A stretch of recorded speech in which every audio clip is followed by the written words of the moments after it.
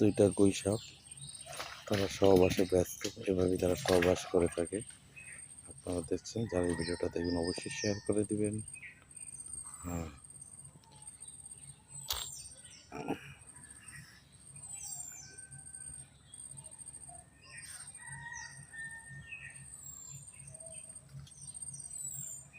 খুবই সুন্দর একটা সিনারি দেখতে পেলাম আজ।